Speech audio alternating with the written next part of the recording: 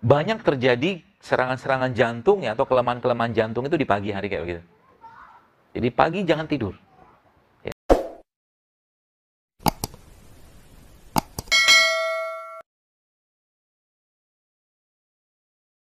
Kalau kita lihat keseharian Nabi ya sallallahu alaihi wasallam, ya, Rasul itu memberikan atau memberi petunjuk yang sangat-sangat luar biasa kepada kita dan bisa kita ikuti, bos kan. Bisa kita ikutin. Ternyata contoh gini. Rasulullah SAW ketika Isya, karena kan kita bahas Isya dulu nih. Isya, Nabi SAW itu tidur, ya, tidur, habis Isya bisa tidur. Di luar ini sekarang, karena sekarang konteksnya kita mabit, lain cerita. Ya. Jadi ternyata tidur itu ya bisa membuat tubuh kita tuh terrelaksasi, mengalami relaksasi luar biasa. Gula darah bisa turun, hormon stres bisa turun. Maka salah satu cara Allah Subhanahu Wa Taala di perang Uhud, saya lupa itu ada lupa saya. Itu adalah ditidurkan sama Allah untuk menghilangkan ketakutan mereka. Ya, tidur itu cara paling mudah untuk menghilangkan kecemasan. Ya. Tapi yang luar biasa apa? Yang luar biasa adalah malam kayak begini. Jadi apa? Allah memberikan firman-Nya kepada kita. Kami akan perlihatkan tanda-tanda kebesaran kami kepada Allah di segenap penjuru langit dan pada diri mereka sendiri, sehingga jelaslah bahwa Al-Quran adalah benar, kata Allah. Ada pagi, ada malam, ada siang, ada sore gitu kan. Ada matahari pagi ya. Kayak begini. Kenapa ada malam? Ya, malam itu fungsinya apa?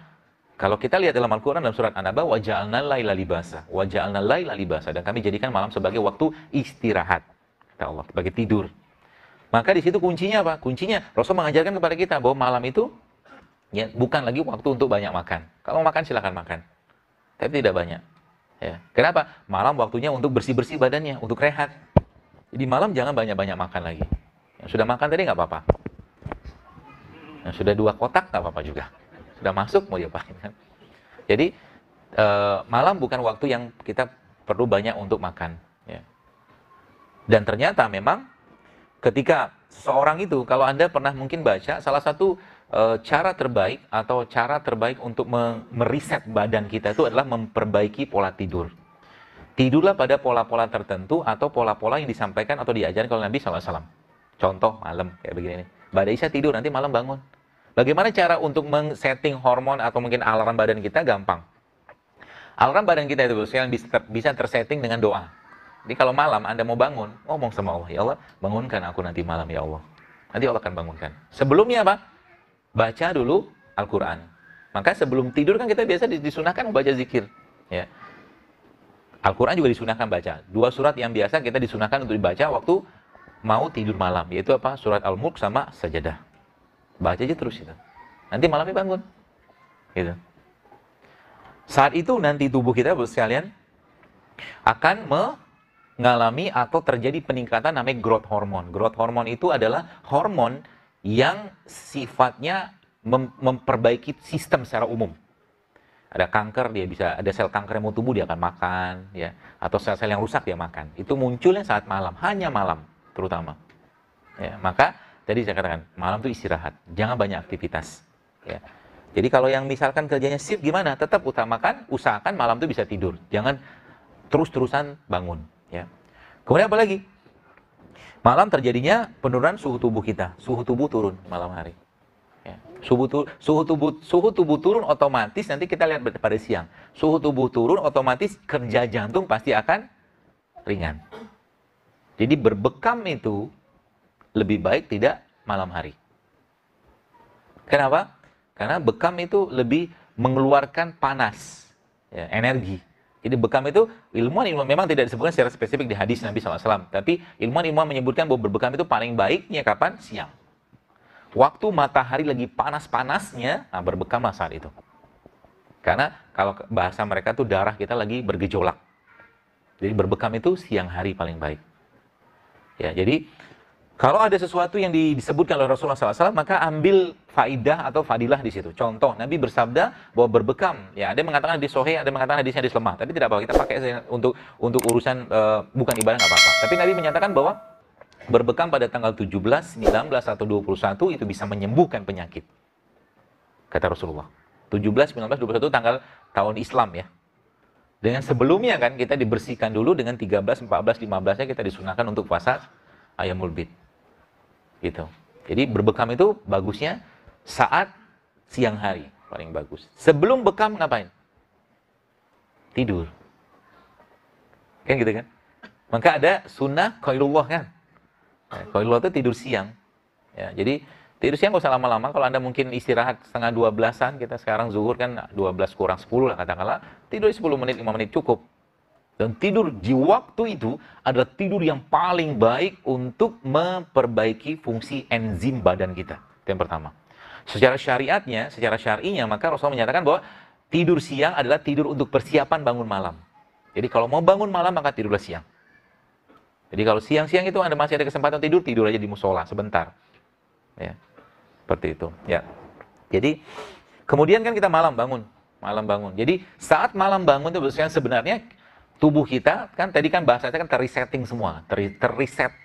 Jadi berkata laptop itu lagi error gitu kan, kita pencet tombol on off-nya lama, nanti mati. Nah begitulah proses tidur itu membuat kondisi itu semua.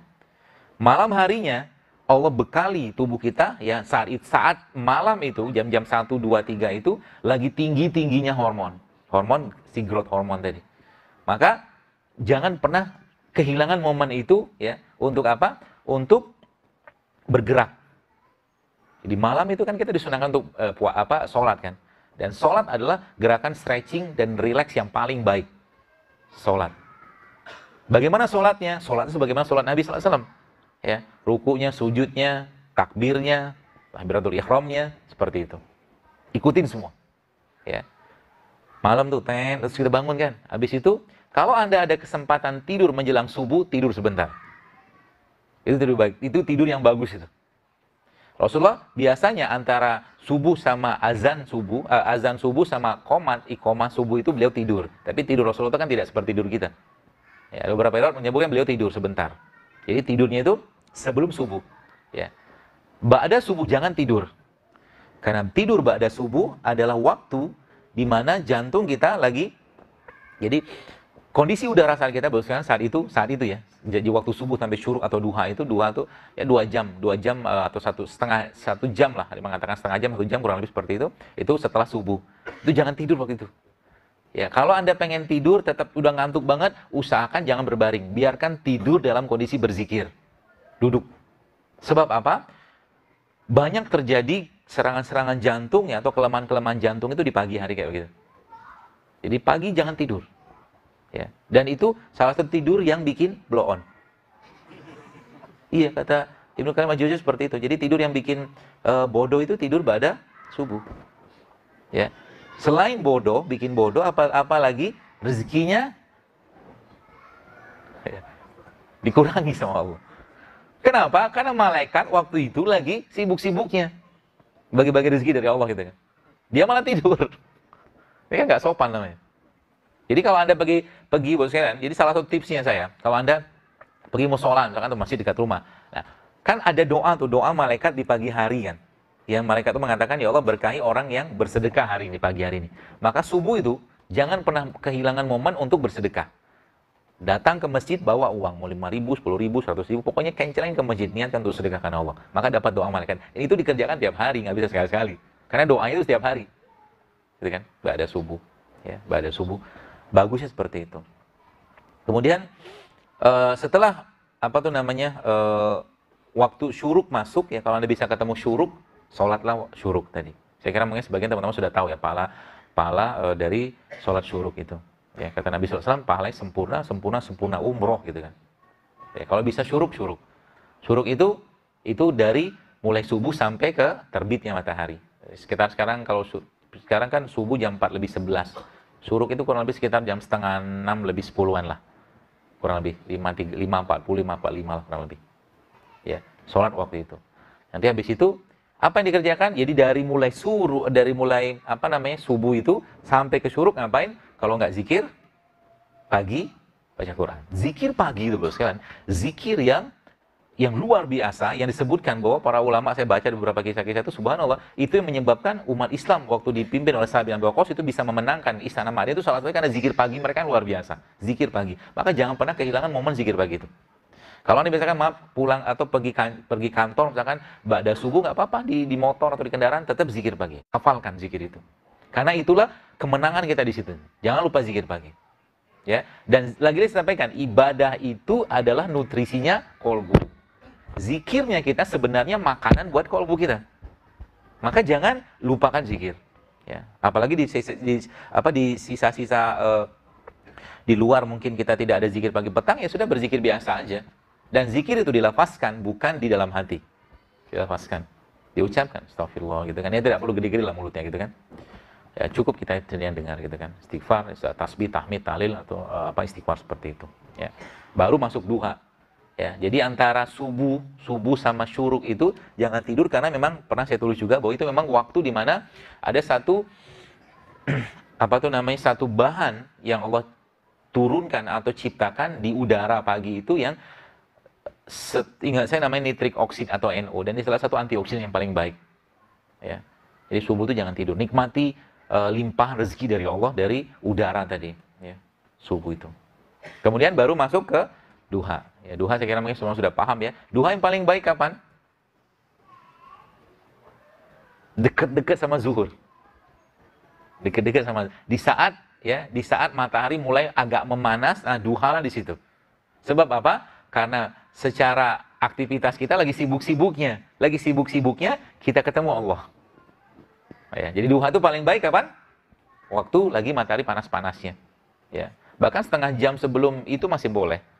Sebelum zuhur, misalkan jam 12, kita setengah 12 duha masih boleh. Ya. Dan kalau sudah ibadah, gaspol. Gaspol maksudnya apa? Kalau Anda, misalkan para yang baru dilantik menteri kemarin kan, pasti pakai baju yang luar biasa. Ya, pakai jas, pakai parfum segala macam. Nah, perlakuan seperti itu, ya kalau kita lakukan adab yang sama terhadap Rob kita kepada Allah, maka harusnya lebih. Maksudnya gimana? Contoh kan, kalau Anda di sini kan kalau kerja kan nggak pakai kaos oblong. Beda sama Google kata pakai kaos oblong. Jadi, kalau sudah ketemu Allah, beradablah yang terbaik. Beradablah yang terbaik. Itu bonus yang didapatnya banyak. Contoh misalkan, kita bisa siapin, misalkan Anda kerja boleh pakai baju oblong. Silakan. Tapi ketika ketemu Allah, jangan pakai baju oblong. Bawa baju. Usaha sedikit, ikhtiar sedikit, supaya apa? Supaya ketemu Allahnya lebih baik. Ya. Habis itu gimana? Nabi SAW sampaikan bahwa kalau tidak memberatkan umatku, kalau memungkinkan sekalian, Anda bersiwaklah. Bukan sikat gigi ya, tapi siwak. Ya. Dan siwak itu salah satu bentuk ibadah atau mungkin salah satu bentuk sunnah Nabi SAW yang sangat dicintai Allah. Ya, Allah mencintai orang-orang bersiwak. Ya, mungkin lagi wudhu itu. Jadi kalau saya pernah ngitung itu, kalau dihitung-hitung, ya, kita satu hari itu kalau kita bisa rutinkan saja bersiwak, itu lebih dari 30 kali kita bersiwak. Kenapa? Kalau tidak memberatkan umatku, maka setiap habis wudhu, aku akan wajibkan mereka bersiwak. Itu yang pertama. Wudhu 5 kali sehari kan? Kalau tidak memberatkan umatku, maka setiap mau sholat, aku wajibkan mereka bersiwak. 5 kali, 10 kali udah. Ini belum termasuk sholat sunnah loh. Belum termasuk sholat sunnah. Setiap mau sholat, siwak. Ya. Ya, itu siwak. Dan siwak itu merupakan salah satu sunnah kenabian. Ya, sunnah Nabi. Ya, di samping ada bersiwak, kemudian cukur kumis, cukur bulu kemaluan, berbekam, sama wangi-wangian. Itu sunnah itu. Ya, jadi kalau Bapak Ibu, teman-teman sekalian di tas Anda, ya terutama yang ikhwan ya, kalau bisa tuh minimal ada 2 produk tadi tuh. Kalau nggak siwak, parfum. Mau ketemu Allah, siwakan dulu. Parfuman dulu. Wangi-wangi dulu, karena malaikat suka dengan wangi-wangian. Ya, seperti itu.